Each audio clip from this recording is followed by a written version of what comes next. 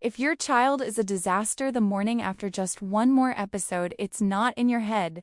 Screen time, especially in the hour before bed, can affect your child's sleep, and that shows up as cranky behavior the next day. You might notice it right away. Harder mornings, more whining, less patience, more emotional reactions over small things. And sometimes it feels confusing because nothing else really changed. Same routine, same child, but a completely different mood. This is not just coincidence. There is a real connection between screens and sleep. Screens, especially tablets and phones, give off bright light that tells your child's brain it is still daytime.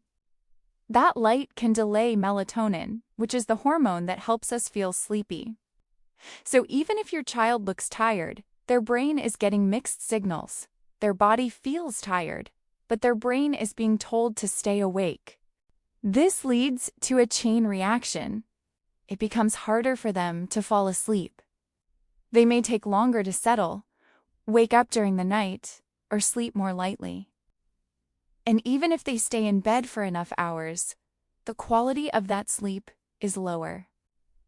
So the next day, their brain is starting already tired.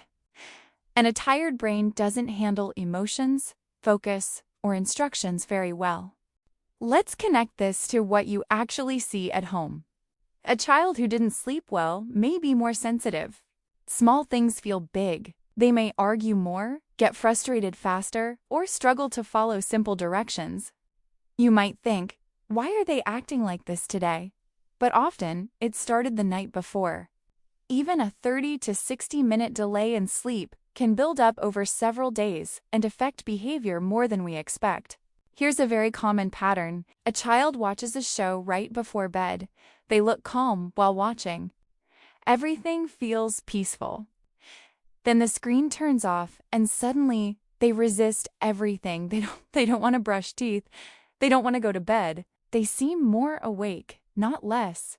This is where it gets confusing. The screen looked like it was helping, but it was actually delaying the body's ability to wind down. One of the most helpful changes is creating a screen-free window before bedtime. A good starting point is about 60 minutes with no screens before your child goes to sleep. So if bedtime is 8 p.m., screens would be off by 7. If that feels too big, start with 30 minutes and build up. The key is consistency. When the brain gets the same pattern every night, it starts to adjust naturally. Another powerful shift is moving screen time earlier in the day. Instead of placing it right before bed, move it to after school or earlier in the evening. Many kids actually benefit from a short period of screen time after school to relax. But after that, the brain needs a clear transition into lower stimulation. Screens should not be the last thing the brain experiences before sleep. What you do after screens matters just as much. The brain needs a bridge from stimulation to rest. That means calm, low-energy activities. Drawing, building, puzzles, reading, listening to stories, or quiet play. Think of it like slowing down a moving car. You don't slam the brakes from full speed, you gradually slow it down. A simple, repeatable bedtime routine makes a huge difference. It can be something like a snack and water, then pajamas, brushing teeth, quiet play, or reading, a short connection moment, and then lights out. The order matters more than the activity. When the same steps happen every night, the brain recognizes the pattern and prepares for sleep. Now let's talk about something that often makes this harder. Many parents accidentally turn screens into a power struggle. Screens become a reward or something to take away during conflict. That creates negotiation, resistance, and emotional reactions. Instead, it helps to treat screens as a tool you manage. They have a time and a place, not something to argue about every day. Transitions are another key moment. Turning off a screen suddenly is hard for the brain. A smoother approach is giving a short warning, sitting with your child for the last minute, turning it off together, and immediately guiding them to the next step. Offering a small choice, like pajamas first or snack first, can reduce resistance because the child still feels some control. Let's walk through a simple example evening. A child wakes at 7 in the morning. After school, they have a snack and some downtime. Screen time happens earlier in the afternoon or early evening. Dinner is around 5:30. After dinner, there is playtime, bath, or family time.